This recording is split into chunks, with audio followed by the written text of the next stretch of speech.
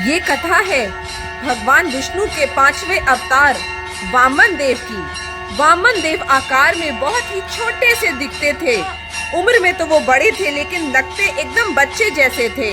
उन्होंने ब्राह्मण का रूप ले देवताओं इंद्र का उद्धार करने के लिए, देवताओं को राजा बलि से बचाने के लिए धरती पर जन्म लिया था।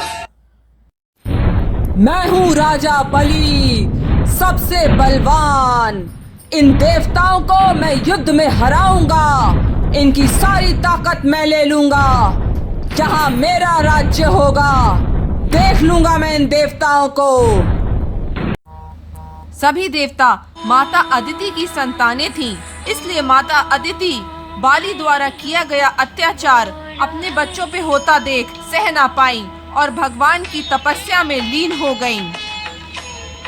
माता अदिति की तपस्या को देख करके भगवान बहुत ही खुश होते हैं और माता अदिति को अपने स्वयं दर्शन देते हैं। हे प्रभु, मेरी सभी संतानें इन सभी देवताओं की रक्षा करें राजा बलि से। प्रभु, मेरे इस तप को, मेरी इस तपस्या को स्वीकार करिए और मेरी संतानों इन सभी देवताओं की रक्षा करिए राजा बलि से। भगवान, रक्षा करिए। राजा बलि यज्ञ कर मेरे संतानों की सारी ताकत को हथिया लेना चाहता है और उनको उनके हक से वंचित करना चाहता है।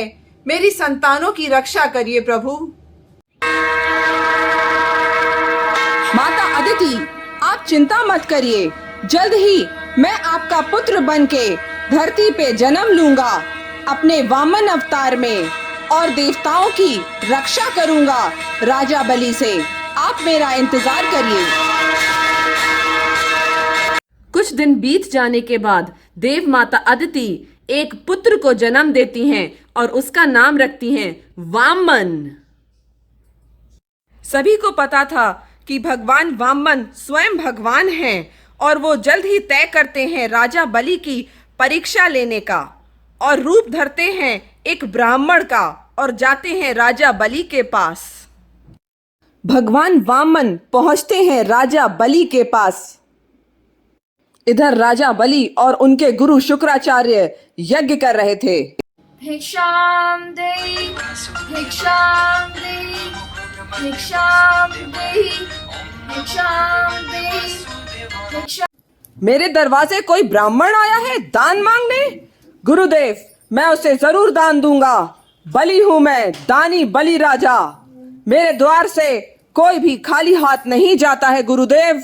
मैं दान दूंगा जाकर के उस ब्राह्मण को। गुरु शुक्राचार्य समझ जाते हैं कि स्वयं भगवान वामन अवतार लेकर के धरती पे प्रकट हुए हैं राजा बलि को मजा चखाने के लिए। वो राजा बलि को कोई भी दान देने से रोकते हैं। बलि, मत जाओ, ये जरूर कोई छल है देवताओं का। मत जाओ बलि, मत जाओ। अपने गुरु की बात मानो बलि, मत जाओ। हे वामन देव, मैं राजा बलि हूँ। मेरे गुरु नहीं चाहते कि मैं आपको कोई भी दान दूं, मगर मैं आपको दान अवश्य दूंगा। हे वामन देव, आप बताइए आपको क्या चाहिए? बस 3 पग जमीन। बस 3 पग जमीन? ये तो बहुत कम है। आपका आकार वैसे भी बहुत छोटा है।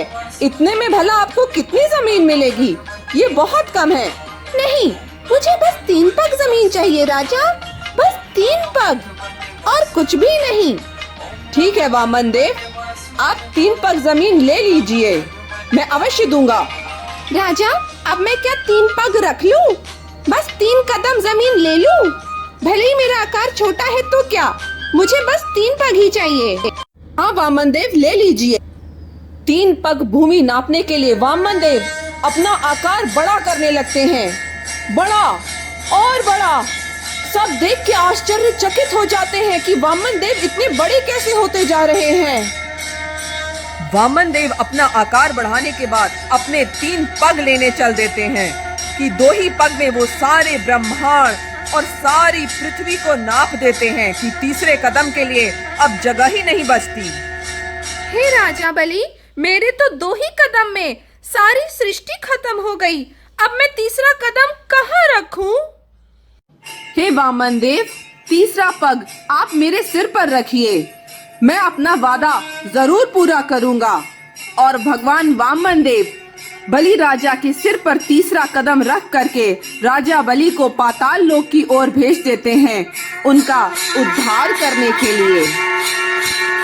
तो यही समाप्त होती है भगवान वामन देव और राजा बलि की कथा। तो सब अब मिलकर जोर से बोले हरे कृष्णा कृष्णा कृष्णा हरे हरे।